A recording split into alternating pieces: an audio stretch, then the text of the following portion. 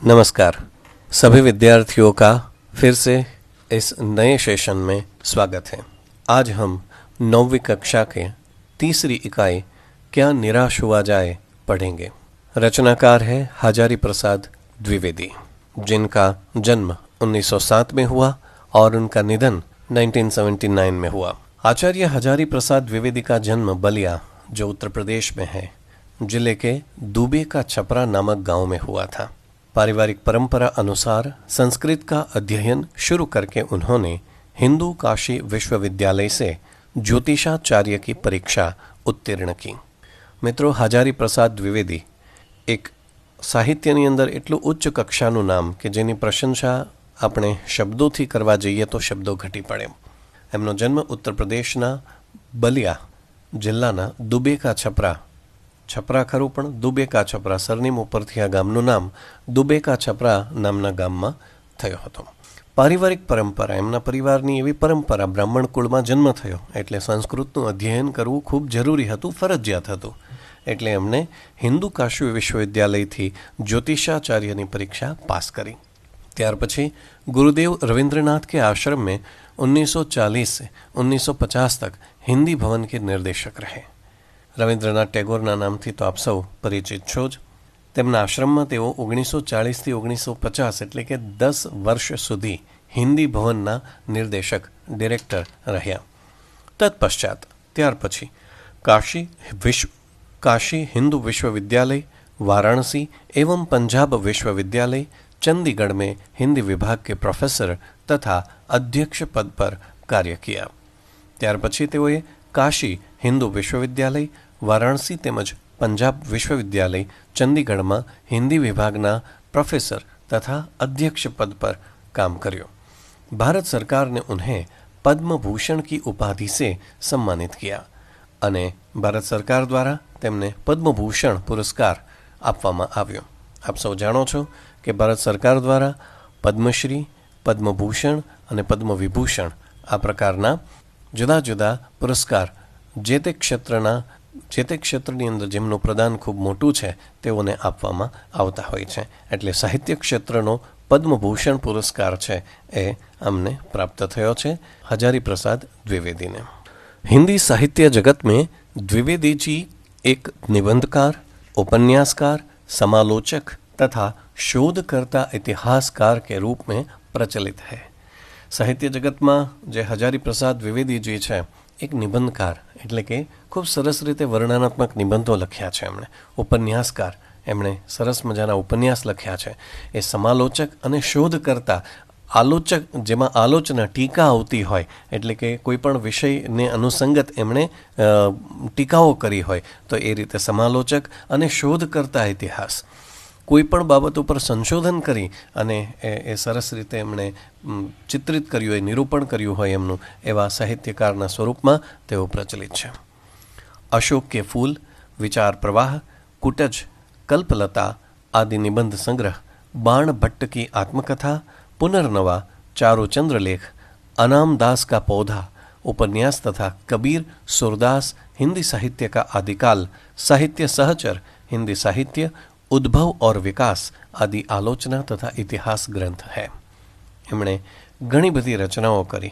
एमां अशोक के फूल એટલે આસોપાલવના ફૂલ, વિચાર પ્રવાહ, કુટજ, કલ્પલતા આ બધા નિબંધ સંગ્રહો, બાણભટ્ટની આત્મકથા, પુનર્નવા, ચારુચંદ્રલેખ, અનામદાસ કા પૌધા આ બધા ઉપન્યાસ અને કબીર, સુરદાસ, હિન્દી સાહિત્યનો આદિકાલ, સાહિત્ય સહચર આ બધું હિન્દી સાહિત્ય ક્ષેત્રે, હિન્દી સાહિત્યનો ઉદ્ભવ અને વિકાસ આ બધા ટીકા ગ્રંથો એમના અને ઇતિહાસને લગતા ગ્રંથો છે. વર્તમાન પાઠની વાત કરી છે, નિબંધ સાહિત્ય છે આ, અને ખૂબ સરસ રીતે આ પાઠની અંદર હજારી પ્રસાદ દ્વિવેદીજીએ કહ્યું છે હજુ સમાજની અંદર ઘણું બધું છે. અત્યારે સમાજની અંદર ગુનાઓ વધી રહ્યા છે પણ એનાથી નિરાશ થવાની જરૂર નથી. ઘણા બધા લોકો ખરાબ માનસિકતા ધરાવતા છે પણ તેમ છતાંય નિરાશ થવાની જરૂર નથી, કારણ કે કેટલાય લોકો ખૂબ સારા છે અને જે મલિન અથવા તો કુટિલતા ધરાવે છે એની અંદર પણ ઊંડે ઊંડે ક્યાંક તો સારાઈ પડી જ છે.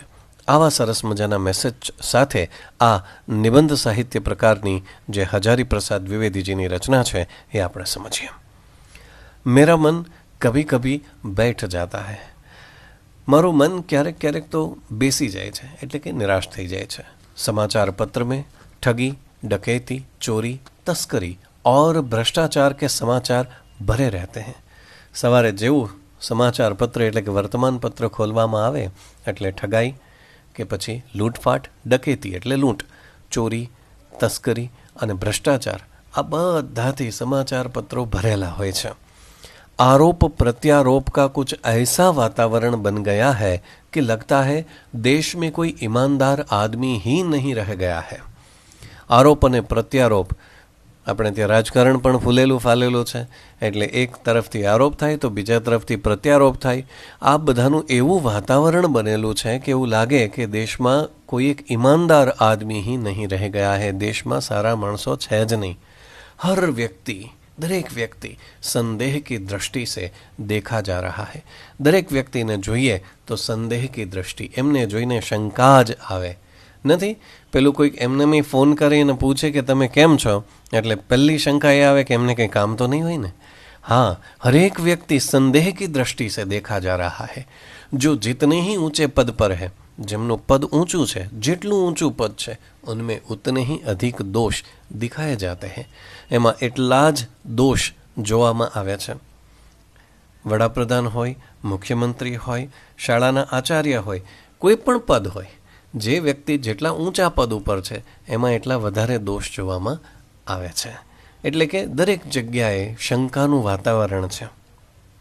એક बहुत बड़े आदमी ने मुझसे एक बार कहा था, एक खूब मोटा माणसे મને કહ્યું હતું એકવાર કે इस समय सुखी वही है, આ સમય સુખી એ જ છે जो कुछ नहीं करता, જે કાંઈ નથી કરતો. जो कुछ भी करेगा उसमें लोग दोष खोजने लगेंगे. જો કોઈ વ્યક્તિ કંઈક કરે છે તો લોકો બસ ફ્રી જ બેઠા છે. શેના માટે? દોષ ખોજને કે લીએ. એમાં કંઈક ને કંઈક દોષ જોવા માટે લોકોને આદત છે. उसके सारे गुण भुला दिए जाएंगे. એમના બધા જ ગુણ છે ને એને ભૂલી અને એનામાં જે ખામીઓ છે એ ગણાવવાની શરૂ થઈ જશે. दोषों को बढ़ा चढ़ाकर दिखाया जाने लगेगा. बढ़ा चढ़ाकर, વધારીને એના જે દોષો છે ને એને બતાવવામાં આવે છે. દોષ કિસમે નહીં હોતે. કોનામાં એવું કોણ વ્યક્તિ હોય કે જેની અંદર દોષ ના હોય? આ દુનિયાની અંદર બધા જ વ્યક્તિઓ ગુણ દોષથી ભરેલા છે. કોઈક વ્યક્તિઓમાં કોઈ બાબત સારી હોય છે તો કોઈનામાં કોઈ બાબત થોડી ખરાબ હોય છે. એટલે દોષ બધામાં હોય છે. અને દ્રષ્ટિ જ્યારે બદલાઈ જાય છે ત્યારે દોષ તો બધામાં દેખાવાનો જ છે. કારણ કે ઘણી વખત એવું હોય કે કોઈક એવું કામ હોય કે જે કદાચ એક વ્યક્તિ સાચું કરતો હોય પણ એ બીજાની દ્રષ્ટિમાં ખોટું હોય, અને એટલે સામેનો વ્યક્તિ છે કોઈકને કોઈક રીતે તો દોષિત દેખાય જ છે. यही कारण है कि हर आदमी दोषी अधिक दिख रहा है. અને એ જ કારણ છે કે દરેક વ્યક્તિ છે એ વધારે દોષી દેખાય છે. ગુણી કમ યા બિલકુલ ही नहीं, गुणवान ओछो અને યા તો બિલકુલ નહીં. स्थिति अगर ऐसी है तो निश्चय ही चिंता का विषय है. અને જો ખરેખર આવી જ સ્થિતિ છે ને તો એની ચિંતા કરવી જ પડે. ચિંતાનો વિષય છે. શા કારણે? કારણ કે દુનિયાની અંદર બધું જ ઉલટફેર થયા કરશે. એક માણસ જો બીજા માણસ ઉપર ભરોસો ના મૂકી શકતો હોય, એક માણસ બીજા વ્યક્તિને જોઈને જો શંકા જ કરી શકતો હોય, કરતો હોય, તો એ ખરેખર ચિંતાનો વિષય કહેવાય. क्या यही भारत वर्ष है? શું આ એ જ ભારત વર્ષ છે जिसका सपना तिलक और गांधी ने देखा था? જેનું સ્વપ્ન तिलकजी અને ગાંધીજીએ જોયું હતું. रविंद्रनाथ ठाकुर और मदन मोहन मालवीय का महान संस्कृत सभ्य भारतवर्ष किसी अतीत के गहवर में डूब गया. रविंद्रनाथ ठाकुर અને મદન મોહન માલવીય એવા વ્યક્તિઓનું સંસ્કૃત એટલે ખૂબ સંસ્કારી અને સભ્ય એવું ભારતવર્ષ, એવો ભારત દેશ કિસી અતીત કે ગહવર મેં ડૂબ ગયા. કોઈક ભૂતકાળની ઊંડી ખાઈની અંદર ડૂબી ગયા હોય. ગહવર એટલે ઊંડો ખાડો અથવા ખાઈમાં ડૂબી ગયો હોય એવું લાગે છે. આર્ય ઓર દ્રવિડ, હિન્દુ ઓર મુસલમાન. પહેલાં આર્યો હતા, દ્રવિડો આવ્યા, એટલે આર્ય અને દ્રવિડની સંસ્કૃતિનું મિલન થયું. હિન્દુ ઓર મુસલમાન, પહેલાં હિન્દુઓ હતા, મુસલમાન બહારથી આવ્યા, એમની સંસ્કૃતિ પણ હળીમળીને રહી. યુરોપીય ઓર ભારતીય, ભારતીયો હતા, એમાં યુરોપિયન પ્રજા આવી અને એ પણ ભળી. આદર્શો કી મિલન ભૂમિ, આ બધા જ આદર્શોની મિલન ભૂમિ મહામાનવ સમુદ્ર ક્યાં સૂકી ગયા? આ અનેક લોકોથી બનેલો મહામાનવ સમુદ્ર જે છે ભારત વર્ષ, એ શું સુખાઈ ગયો? मेरा मन कहता है, મારું મન કહે છે, ऐसा हो नहीं सकता, આવું ના થઈ શકે. हमारे महान मनीषियों के सपनों का भारत है और रहेगा. આ જે આપણું ભારત છે ને, એ આપણા મહાન મનીષીઓ, વિદ્વાન લોકો છે ને, એના સ્વપ્નનું ભારત છે અને એ તો રહેશે જ. यह सही है, એ વાત સાચી છે કે इन दिनों कुछ ऐसा माहौल बना है કે કંઈક એવો માહોલ, એવું વાતાવરણ ઊભું થયું છે કે ઈમાનદારી સે મહેનત કરકે, ઈમાનદારીથી મહેનત કરીને જીવિકા ચલાને વાલે, એટલે કે પોતાનું પેટિયું રળવાવાળા, જીવન ચલાવવાવાળા, ગુજરાન ચલાવવાવાળા નિરીહ, નિરાધાર और ભોલે ભાલે શ્રમજીવી પીસ રહે. અને જે ભોળા શ્રમજીવીઓ એટલે કે મજૂરો છે એ પીસાઈ રહ્યા છે. झूठ तथा फरेब का रोजगार करने वाले फल फूल रहे हैं. જે ખોટું કરીને અને ફરેબ, કોકની સાથે ફરેબ કરીને, ખોટું કરીને એટલે કે છેતરીને, રોજગાર કરને વાલે ફલ ફૂલ રહે હે, કોઈકને છેતરવાવાળાનો જે રોજગાર છે ને એ બસ ફલ ફૂલ રહે હે, મોટો ને મોટો થઈ રહ્યો છે. ઈમાનદાર કો મૂર્ખતા કા પર્યાય સમજા જાને લગા હે. જો માણસ હકીકતે ઈમાનદાર હોય તો એને મૂર્ખતાનો પર્યાય એટલે મૂર્ખતાનો સમાનાર્થી સમજવામાં આવી રહ્યો છે. એટલે કે જે ઈમાનદાર છે, સાચો છે, મૂર્ખ છે એવું માનાય છે. સચ્ચાઈ કેવલ ભીરુ ઓર બેબસ લોકો કે હિસ્સે પડી હે. અને સચ્ચાઈ જે સાચી વાત કહેવાય, સત્ય બોલવાવાળા હોય, એ ભીરુ એટલે બીકણ અને બેબસ એટલે જે કાંઈ નથી કરી શકતા એવા લોકોને હિસ્સે આવીને પડી હોય એવું લાગે છે. ऐसी स्थिति में जीवन के महान मूल्यों के बारे में लोगों की आस्था ही हिलने लगी है. અને જ્યારે આવી સ્થિતિનું નિર્માણ થયું છે ત્યારે જીવનના મહાન મૂલ્યો છે એના વિશે લોકોની આસ્થા જે હતી એ હિલને લગી છે, એ ડોલવા લાગે છે. અને એટલે જ એક માણસ બીજાને જુએ છે અને શંકાથી જુએ છે. પરંતુ ઉપર ઉપર જો કુછ દિખાઈ દે રહા હૈ. હવે હજારી પ્રસાદજી મુખ્ય વાત ઉપર આવે છે. એમ કહે છે ઉપર ઉપર જો કુછ દિખાઈ દે રહા હૈ. આ બધું જે ઉપર ઉપર દેખાય છે ને, વહ બહુત ही हाल की मनुष्य निर्मित नीतियों की त्रुटियों की देन है. એ શું છે તો કે હાલ કી મનુષ્ય નિર્મિત નીતિઓ, માણસે અત્યારે જે નીતિઓ બનાવી છે, ઘડી છે, એની ત્રુટિઓ, એમાં ક્યાંક ને ક્યાંક ત્રુટિ છે, ઉણપ છે, અને એ ઉણપને કારણે આવું થાય છે. સદા મનુષ્ય बुद्धि, हमेशा मनुष्यनी जो बुद्धि है ये नई परिस्थितियों का सामना करने के लिए, परिस्थितियों बदलाती હોય છે એટલે નવી પરિસ્થિતિઓને એનો સામનો કરવા માટે નए સામાજિક વિધિ નિષેધો કો બનાતી है. પરિસ્થિતિ બદલાય છે એટલે મનુષ્ય છે એ વિધિ અને નિષેધ, શું કરવું અને શું ન કરવું એના નિયમો બનાવતા હોય છે. उनके ठीक साबित न होने पर उन्हें बदलती है. જ્યારે નિયમો છે એ સાચા સાબિત ન થાય ત્યારે એને બદલવામાં આવે છે. નિયમ કાનૂન સબકે લીએ બનાયા જાતે हैं. કાયદા કાનૂન છે એ તો બધા માટે બનાવવામાં આવે છે, પર સબકે લીએ કભી કભી એક ही નિયમ સુખકર નહીં હોતે. પણ બધા માટે જ્યારે એક જ નિયમ બનાવવામાં આવતા હોય, એક સરખા નિયમ બનાવવામાં આવતો હોય, ત્યારે બધા માટે એ નિયમ સુખકર એટલે સુખ આપનારો હોતો નથી. सामाजिक कायदे कानून कभी युग युग से परीक्षित आदर्शों से टकराते हैं. इससे ऊपरी सतह आलोड़ित भी होती है, पहले भी हुआ है, आगे भी होगा. सामाजिक જે નિયમો બનાવવામાં આવે છે એ કભી યુગ યુગ સે પરીક્ષિત આદર્શો સે ટકરાતે હૈ. યુગ યુગ સે પરીક્ષિત, વર્ષો જૂના, જે વર્ષોથી ચકાસવામાં આવેલા જે આદર્શો છે એની હારે આ નવા નિયમો છે ને એનો ટકરાવ થાય છે. એટલે કે એની સાથે એમનું ઘર્ષણ થાય છે અને એને કારણે ઉપરી સતહ આલોડિત ભી હોતી હૈ. અને એને કારણે જે ઉપરની સપાટી છે સમાજની એ એનું મંથન થાય છે, એ વલોવાય છે. પહેલે ભી હુઆ હૈ, આવું પહેલાંય થયું છે, આગે ભી હોગા, આવું થતું રહેશે. ઉસે દેખ કર હતાશ હો જાના ઠીક નહીં હૈ.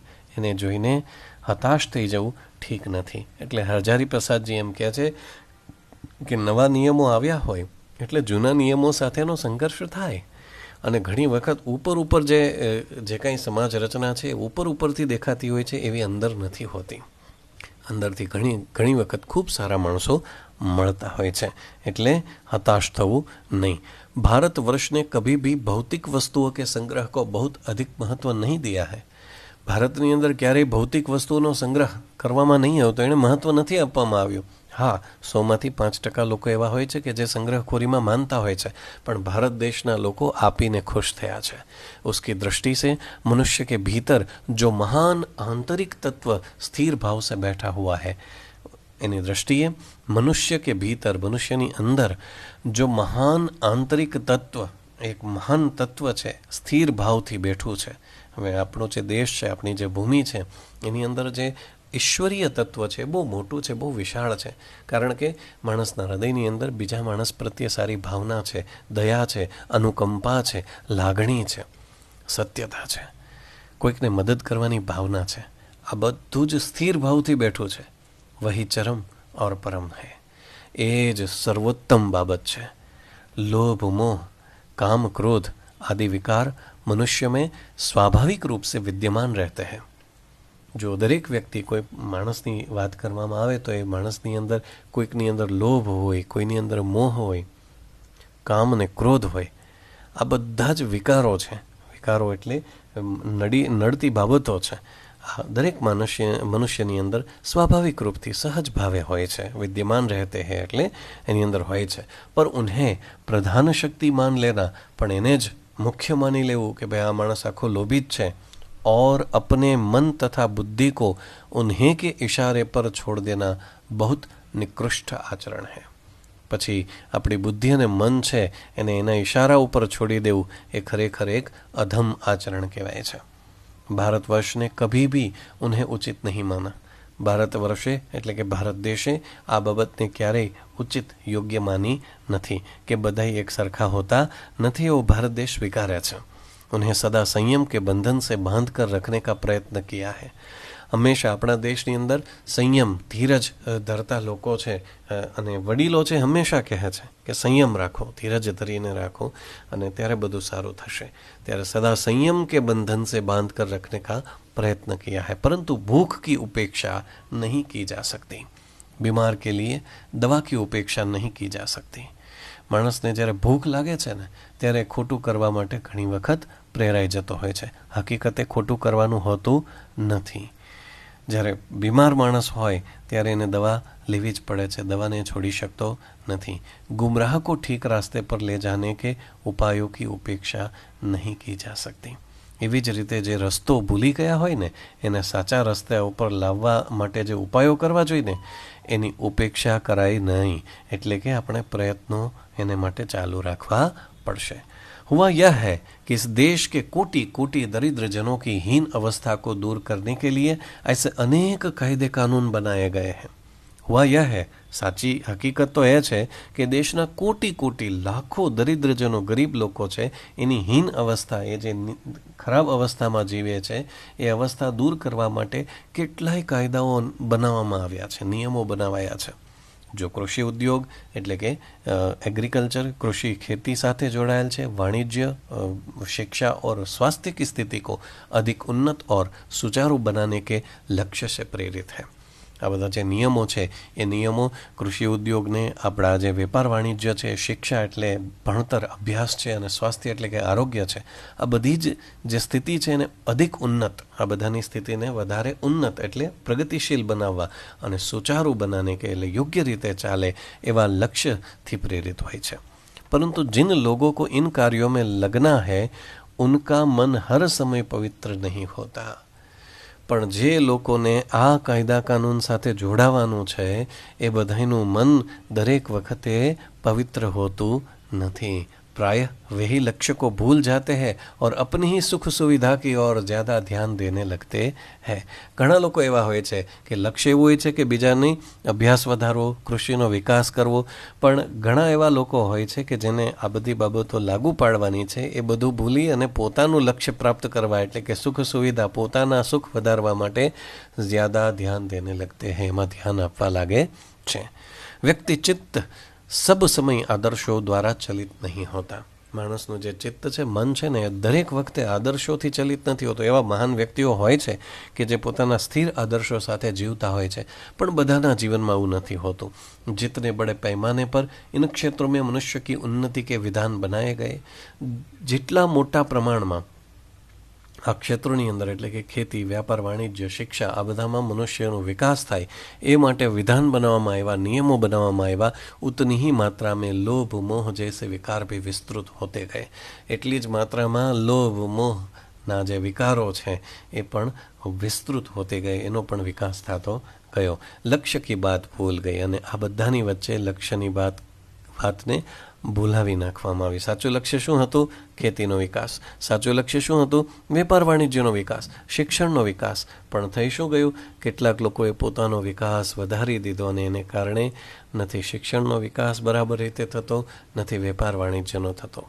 ઘણા નિયમો બનાવ્યા છે, એ નિયમોનો દુરુપયોગ કરીને લોકો બસ પોતાના ઘર ભરી રહ્યા છે. એને કારણે ઘણી વખત જરૂરિયાતવાળા વ્યક્તિઓ સુધી ધન નથી પહોંચતું, યોજનાઓ નથી પહોંચતી. ભારતवर्ष सदा कानून को धर्म के रूप में देखता आ रहा है. ભારત દેશ એવો છે કે જ્યાં જે કાયદો છે એને ધર્મના સ્વરૂપમાં જોવામાં આવે છે. આજ એકાએક કાનૂન और धर्म में अंतर कर दिया गया है. અને હવે અચાનક જ એવું થયું છે કે જે કાયદો અને ધર્મ છે એ બેને જુદા કરી દેવામાં આવ્યા છે. પહેલાં કેવું હતું કે ધર્મને ધ્યાનમાં રાખીને એટલે કે ઈશ્વરની સાક્ષીએ બધા કામ કરવામાં આવતા.